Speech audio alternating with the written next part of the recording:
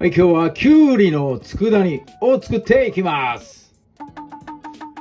きゅうりの漬物ではなく今日は佃煮です。佃煮ならではの甘辛い風味、そしてきゅうり独特のパリパリの食感残してやりますんで、ご飯が進む美味しさになります。漬物とはね、また違う感覚で食べられますんで、ぜひともきゅうりの佃煮、今回のレシピ参考に作ってみてください。今日はですね、きゅうり3本を目安にやっていきます。きゅうり3本と生姜ですね、根生姜。これ、千切りで入れていきますんで、チューブではなく、根生姜を用意してください。それから旨味入れるのに塩昆布使っていきます。昆布ときゅうりですね、相性すごくいいんで、塩昆布で、今回は旨味入れていきます。それではこの材料で早速作っていきます。はい、まずきゅうり切っていきます。ヘタと下のところですね、両端切ってもらって、こいつをですね、縦に半分に切っていきます。半分に切ったら、この中の一番中心の種の部分ですね、ここをですね、スプーンで、くり抜いていきます。一番柔らかい部分なので、スプーン入れてスーッと引くだけでですね、簡単に取れます。ウリ科なのでメロンとかと同じような感覚なんですが、中心部分の種のところですね、水分量が多いので、ここ食感の邪魔になっちゃうんですね。最後パリパリ食感残したいんで、そのためにですね、この種の部分先に抜いてやります。食感だけ、残って、美味しくなります。で、余分な水分これで取れますんで、最後煮詰める時も味しみ良くなっていきますんで、種の部分ですね、抜いてから切っていきましょう。はい、今日のきゅうりの切り方ですが、薄切りで、やっていきます。種くり抜いちゃったんで半月型にはなりませんが、半月切りの要領でですね、こう種の抜いた部分をひっくり返して、切っていきます。はい、こういう形ですね、に切っていきます。薄さ1ミリ2ミリぐらいかなと思います。薄くて、大丈夫です。で、薄くてもですね、最後までパリパリ食感残りますんで、薄く切ってやってください。残り全部ですね、3本この切り方で、やっていきましょう。はい、切ったきゅうりはですね、最初に塩を入れて、塩もみしてやります。塩をまんべんなくまぶしてやってですね、10分ほど置いて、中の水分少し出してやります。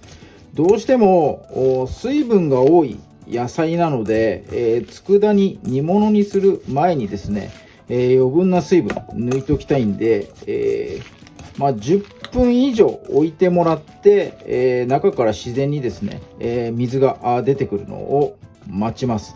あんまり揉んじゃうと繊維壊れちゃってパリパリ食感ちょっとなくなっちゃいますんで、あんまり揉み込まないで、時間でですね、水の方出させてやってください。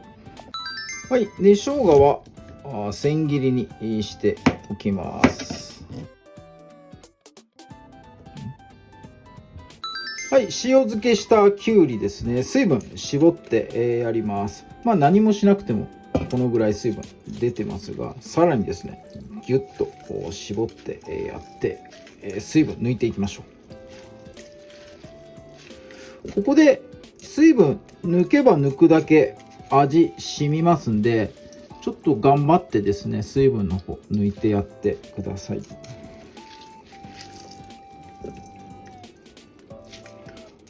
はい、3本あったきゅうり、だいぶですね、傘も体積ですね、体積もちっちゃくなって水分こんなに抜けました。もともと種の部分、中心部分抜いてますんで、普通の本来のきゅうりよりは水分量かなり減ったかなと思います。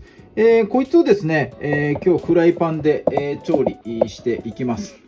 で、いつも佃煮作るときは大きめのフライパン使ってくださいって、言ってるんですが、今日きゅうりはですね、もう小さめの方がいいです。早く水分を飛ばして味付けちゃうと中まで味入らないんですね、きゅうりの場合は。なのでちょっと時間かけてですね煮詰める作業をしていきたいんで、小さいフライパンないし、もう本当鍋でも大丈夫です。小さな鍋でもいいかなと思いますんで、そこにきゅうり入れて調理していきましょう。まだまだねこいつの中に、水分入ってますんで、中火から弱火ぐらいの間かなと思います。で、最初ですね、砂糖を入れて、やります。大さじ1杯ですね入れてやります。で、うまみ入れるのにお酢使っていきます。お酢を大さじ2杯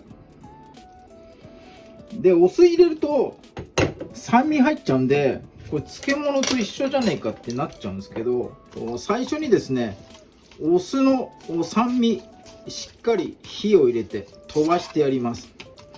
お酢の原料は穀物、米とかなんで、その酸味抜いた後にはですね米とかのうまみが残ってくれるんですね。でうまみが、入ると本当美味しい佃煮できますんで、ここでですねしっかりと最初にお酢だけ、砂糖とお酢ですね、入れてお酢の酸味を飛ばしてうまみを引き出して、やります。はい、砂糖とお酢だけでだいたい3分ぐらいですかね、煮詰めました。きゅうりのこの皮の色見てもらうと分かるんですが、緑色だったものが深緑色に変わってきます。これ熱が入っている証拠なんで、この色が均等になるようにかき混ぜながらお酢と砂糖だけで、煮詰めてもらいたいと思います。だいたいこの深緑色に全体がなったなと思ったら、うまみ入れていきましょう。塩昆布ですね。だいたい目安としては大さじ1杯分ぐらいでいいかなと思います。この辺はお好みで、やってください。真ん中に山のように入れてやってください。ここに、まずみりんですね。大さじ2杯。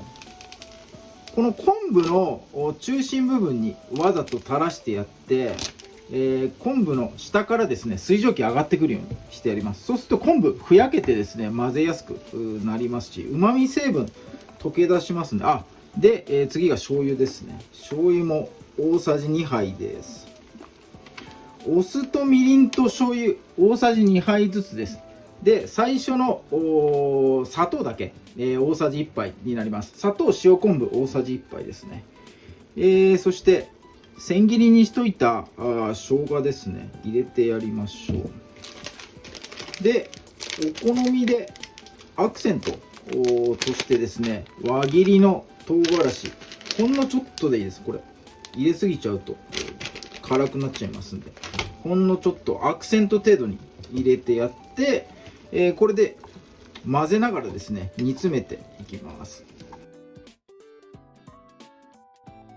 はい、味がですねもう染みやすいように、ちょっとじっくりやりたいんで、このままですね火弱めた弱火のまんま、水分なくなるまで、煮詰めていきます。はい、かき混ぜながらだいたい5分弱ですかね、で汁だいぶというか全然なくなりました。煮切り終わりましたんで、これできゅうりの佃煮完成になります。最初にお酢でですね、陸のうまみ入れて、塩昆布で海のうまみ入れてますんで、うまみの相乗効果で美味しくなってると思います。すぐに食べても美味しいんですが、冷蔵庫に入れて冷やすとですね、温度下がるとともに味がまたギュッとですねきゅうりの中入っていきますんで、また美味しくさらになります。冷やして一晩冷やして次の日食べてもめちゃめちゃ美味しくなってるですね美味しくなってると思いますんで、きゅうりの佃煮ぜひとも試して作ってみてください。はい、では炊きたてご飯にのせて早速いただいていきましょ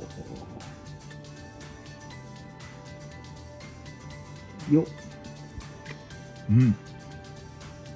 はい、いただきます。これきゅうり乗ってない？ありますね。いただきます。パリパリです。うまっ。うまい。コク深くできてます。味めっちゃ染みてます。味染みにね、結構こだわったレシピになってますんで、ちゃんとね、味ギュッと濃縮されて染みております。うまみもね、しっかり、お酢のおうまみと塩昆布のうまみですね。で、塩昆布も昆布してない、ちょっとね、きゅうりに少し負けちゃってる感があって、それがね、バランス取れててすごく美味しいです。きゅうりの佃煮。きゅうりね、漬物だけでなく、こうやって佃煮にして食べるとまた違った美味しさ発見できると思いますんでね、ぜひとも作ってみてもらいたいと思います。あったかいご飯、たっぷりとですね、炊いて、作ってもらいたいと思います。今日も動画最後まで見ていただいてありがとうございます。いいね、グッドボタン、チャンネル登録ともにぜひともよろしくお願いいたします。